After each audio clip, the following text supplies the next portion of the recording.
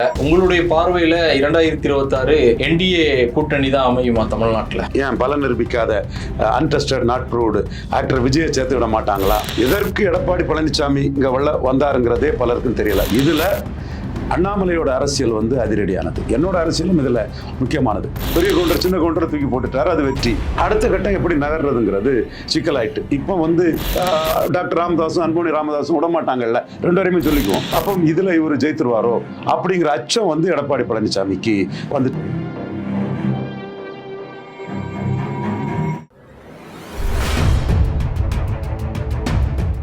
மாற்றுக்குரல் நேயர்கள் அனைவருக்கும் வணக்கம்.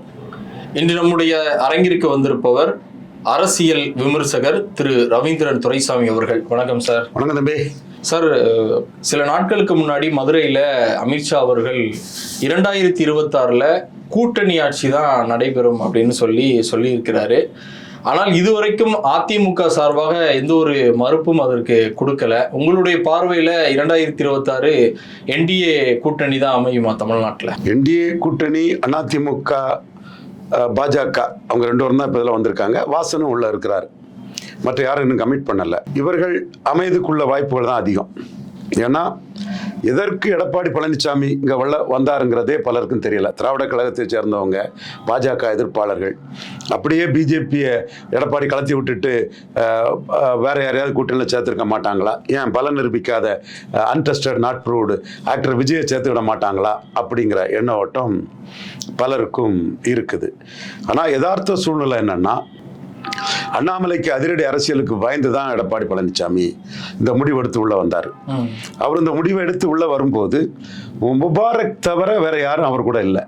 ஒரு இப்தார் நோம்புல போய் நான் நம்பகத்தன்மையானவன், என்ன நம்புங்கன்னு இஸ்லாமிய சகோதரர்கள்ட்ட பேசிட்டு வந்தார். எல்லாருக்கும் தெரியும் அது. அப்போ அந்த இடத்துக்குள்ள அவரை விட்டு தேமுதிக வெளியேறிட்டாங்க. கிருஷ்ணசாமி அந்த அருந்ததியர் உள்ஒதுக்கீட்டுல அது தவறு, ஜெயலலிதா முடிவுல நீங்க மாறினது தவறுன்னு வெளியிட்டாப்ல. சீமான் அந்த இஷ்யூக்குள்ள ஹெவியா நிற்கிறது எடப்பாடியை பெருசா பாதிக்கும். அருந்ததியரும் திமுகவோட பேருவாங்க, பறையர் தேவேந்திரோடு வேளாளர் ஓட்டும் பாதிக்கும். இது சிலவங்க ஏசி ரூம்ல இருந்து சில விஷயங்களை சொல்லாம இருந்தா பூனை கண்ணை மூடுனா பூலகம் இருண்டு போயிடாது. கணக்கு தவளைகளாட்டு ரங்கராஜ் பாண்டேக்கள் இருக்கிறதுனால அது ஒன்றும் உண்மை நிலைமை மாறிடாது. இதுவும் எடப்பாடி பாதிக்கக்கூடிய விஷயம். சீமான் பறையர் தேவேந்திர வேளாளர்களுக்கு 5% உயர்த்தி கொடுக்க கேட்கிறாரு. இவர் அருந்ததியருக்கு ஆதரவாக போயிட்டாரு. அவர்கள் விட்டு திமுக தான் கிடைக்கும். அந்த இஷ்யூல கிருஷ்ணசாமியும் இவரை விட்டு வெளியேறி போயிட்டாங்க. அடுத்து இவர்கிட்ட இருக்கிறதே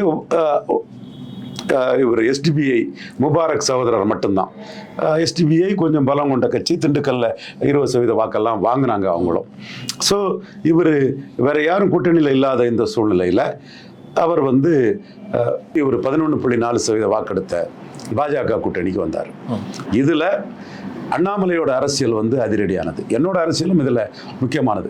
இப்போ நம்ம மதிப்புக்கு மரியாதைக்குரிய சத்திரியன் குருமூர்த்தியில இருந்து இவர் எம்ஜிஆருக்கு அடுத்தபடியா மாஸ் லீடர் சசிகலா தானி பொன் ராதாகிருஷ்ணன்ல இருந்து ஐயா இல கணேசன்ஜி அவர்கள் மோடியை நடராஜன் இன்ட்ரோடியூஸ் பண்ண சூழ்நிலையில இருந்து எல்லாரும் தமிழ் மண்ணில் நினைச்ச ஒரு விஷயத்துல இருந்து மாறுபட்டு சசிகலா மோடி இன்க்ளூசிவ் அலையன்ஸ்ல வர முடியாது. Conviction corruption case convict Sasikala Modi கூட ஸ்டேஜுக்கு வர முடியாது நான் சொன்னேன்.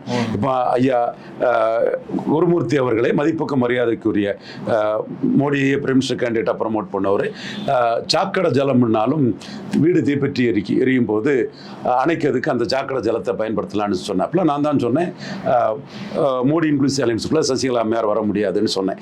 இது இன்னைக்கும் இதை பல திராவிடர்களுக்கும் ஜீரணிக்க முடியல. ரங்கராஜ் பாண்டே, ஜேவிசி ஸ்ரீராம் போன்ற பிராமணர்களுக்கும் ஜீரணிக்க முடியல. கோலாகல சீனிவாஸ் போன்ற பிராமணர்களுக்கும் இது ஜீரணிக்க முடியல. தேசபக்தியும் தெய்வபக்தியும் உள்ள எம்எல்ஏ பட்டுதல் கொண்ட பிராமணர்கள் நிறைய பேர் அவர் கரெக்டா இருக்காருன்னு சொல்றாங்க. இதை போல நான் சீமான மோடி சிஎம் கேண்டிடேட்டா ப்ரொஜெக்ட் பண்ண வச்சிருவோனுங்கிற அச்சம் எடப்பாடி பழனிசாமி மனசுல விழுந்துட்டு, அதுல அண்ணாமலையும் சீமான் அண்ணன் காசு கொடுக்காம ஓட்டு வாங்குறாரு, சீமான் அண்ணன் கல்லுக்கு ஆதரவாக பேசுறாருன்னு சீமான் அண்ணன் சீமானை ப்ரொஜெக்ட் பண்ணி பேசவும் எடப்பாடி ரேட்டல்ட் ஆயிட்டாரு. அப்போ இது மோடிக்கு பிஎம்ஓக்கு ரவீந்திர துரைசாமி கிட்ட பண்டாரி ஜெய்ஸ்வால் அலுவாலியா இந்த டீம் மூலமாட்டு ஒரு ஹோல்டு இருக்குது. மற்ற இவர் கருத்தை பிஎம்ஓ கேட்குறாங்க.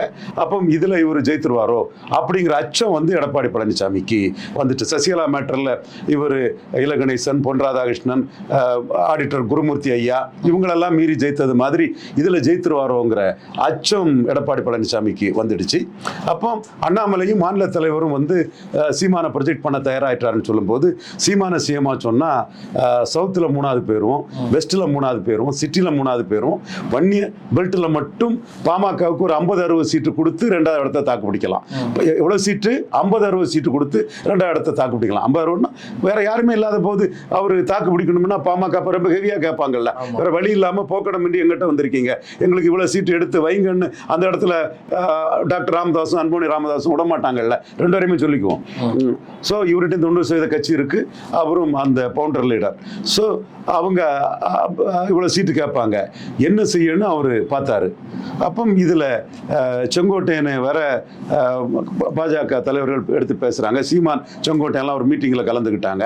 தம்பி ரங்கராஜ் பாண்டே தான் அதை அரேஞ்ச் பண்ணியிருந்தான். இதெல்லாம் அவருக்கு ஒரு அச்சத்தை கொடுக்கறதுக்கு அவர் பாஜகவுக்குள்ளே வந்துட்டார். வந்ததும் அண்ணாமலையை தூக்கி போட்டுட்டார். அது அவருக்கு வெற்றி. பெரிய கவுண்டர் சின்ன கவுண்டரை தூக்கி போட்டுட்டார், அது வெற்றி. அதே வேளையில் அடுத்த கட்டம் எப்படி நகர்றதுங்கிறது சிக்கலாயிட்டு. இப்போ வந்து தமிழக பாஜகன்னா அண்ணாமலை தானே புருவாயிட்டு. அந்த மதுரை கூட்டத்தில் அண்ணாமலை தான் அமித்ஷா முன்னாடியே புருவாயிடுச்சு. மோடி முன்னாடியும் அண்ணாமலை இருந்தால் இப்படி தான் புருவாகும். எப்படி தமிழ்நாட்டில் காங்கிரஸ் காமராஜ் தான் காந்தி வந்து ஒரு தவறான ஒரு கண்ணோட்டத்தில் தன்னோட உறவினர், அவர் பனியா இவர் பிராமணர், தன்னோட உறவினர் ராஜாஜிக்காக காமராஜ் ஆதரவாளரை கிளிக்குன்னு சொல்லிட்டார், ஒரு சிறு குழுன்னு சொன்னார்ல. தமிழக காங்கிரஸே நான் தான் மிஸ்டர் காந்தின்னு காமராஜ் காந்திக்கு பாடத்தை படிச்சு கொடுத்தாரு. மிஸ்டர் காந்தி, மோகன்தாஸ் கரம்சந்த் காந்தி, தமிழக காங்கிரஸே நான் தான். நான் இப்படி சொல்ற மாதிரி காந்தியை காமராஜ் ட்ரீட் பண்ணல, தலைவராக தான் ட்ரீட் பண்ணாரு, அது வேற விஷயம். பட் கட்சி நான் தாங்கிறத காட்டி கொடுத்துட்டாரு காந்தி அவர்களுக்கு. அது பிறகு காந்தி காமராஜ் விஷயத்தில் நான் தலையிட மாட்டேன்னு ஒரு வருத்தம் தெரிவித்தார். காந்தி தரத்துக்கு மன்னிப்பு கேட்டாருங்கிறது சரியா இருக்காது, வருத்தம் தெரிவித்தார். ஸோ அந்த மாதிரி தமிழ்நாட்டில் இங்கே பாஜகன்னா இது அண்ணாமலை தாங்கிறத மதுரை சம்பவமும் காட்டிட்டு, இப்போ அண்ணாமலையை நம்ம தூக்கி போட்டுட்டோம். ஓட்டர்ஸ் எல்லாம் அண்ணாமலை கூட இருக்கிறான். இந்த ஓட்டு அண்ணாமலை வந்து ஜெயலலிதாவை ஊழல் பெருச்சாளின்னு சொல்லி எடுத்த ஓட்டு, இந்த ஓட்டு அண்ணாமலை கல்லு வேணும்னு சொல்லி எடுத்த ஓட்டு, இந்த ஓட்டு பெருந்தலைவர் காமராஜ் கூறிய ஒரே குட்டையில் ஊறிய மட்டைகள்ங்கிறத சொல்லி எடுத்த ஓட்டு. இறக்கும் தருவாயிலும் 35 to 40% மக்கள் ஆதரவு பெற்ற காமராஜர் அவர் ஆதரிச்ச அந்த வாக்காளர்களோட பேரம்பேத்திகள் தான் இன்னைக்கு அந்த கொள்கையில் இருக்கிறாங்க. அண்ணாமலையும் ஒரு காமராஜ் ஆதரவு குடும்பத்தை, தேசிய குடும்பத்தை சேர்ந்தவர். அவர் அந்த கருத்தை சொல்லி தான் அந்த 17% வாக்கை எடுத்தாரு. அப்போ இந்த வாக்கு நமக்கு எப்படி டிரான்ஸ்ஃபர் ஆகுமாங்கிறது இப்போ எடப்பாடிக்கு பெரிய அச்சம் வந்துட்டு. அதுக்கு பிறகு இதுக்கு பிறகு இவர் நம்ம சபாநாயகர், முன்னாள் சபாநாயகர் நண்பர் ஜெயக்குமார் வந்து பிரஸ் மீட்டே கொடுக்க வரல. சிவி சண்முகம் மத்திய அரசு துணையின்றி மாநில அரசின் துணை கொண்டு மத்திய அரசு இருக்கக்கூடிய லோக்கல் பேக்கிங் உள்ள ஒரு பெரிய தலைவர், என்டையர் அந்த வன்னியர் பெல்ட்டுக்குள்ளே பேக்கிங் உள்ள ஒரு தலைவர், அவரு பேச்சு மூச்சே இல்லை. ஸோ இங்கே வட தமிழகத்தில் உள்ள வன்னியர் தலைவர்கள்லாம் வந்து பாஜக அலையன்ஸ் மைனஸ் நினைக்கிறாங்க, தெற்க மேற்க உள்ளவங்கெல்லாம் பிளஸ் நினைக்கிறாப்புல. இந்த சூழ்நிலையில் அண்ணாமலை சீமான ப்ரொஜெக்ட் பண்ணிட்டா தெற்க மேற்க சிட்டி எல்லாம் 3வது பேர் அச்சத்தில் எடப்பாடி உள்ள வந்திருக்கிறார். அப்போ முன்ன போனா கடிக்கும் பின்ன போனா உதைக்கும் கதை தான். மீண்டும் பிரியன் போன்றவங்க வந்து பாஜக விட்டுட்டு வெளியேறுன்னு சொன்னா சீமான மோடி டைரக்டா களத்தில் இறங்கி சிஎம்மா ப்ரொஜெக்ட் பண்ணிட்டாருன்னா அதுக்குள்ள வாய்ப்புகள் குறைவு. சீமான் வந்து 234 போறாரு, திமுக பாஜக காங்கிரஸ் எல்லாத்தையும் ஏற்று தான் போறாரு.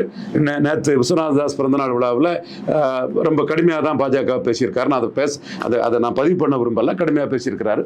ஸோ இந்த சூழ்நிலையில் கூட பிரைம் மினிஸ்டர் டைரக்டா சீமான்ட்ட பேசி பிரைம் மினிஸ்டர் சிஎம் கேண்டிடேட்டா ப்ரொஜெக்ட் பண்ணிட்டா என்ன செய்யறதுங்கிறதுல விற்கவும் முடியாம கக்கவும் முடியாம வச்ச காலம் எடுக்க முடியாம தண்டிட்டு இருக்காரு எடப்பாடி பழனிசாமி.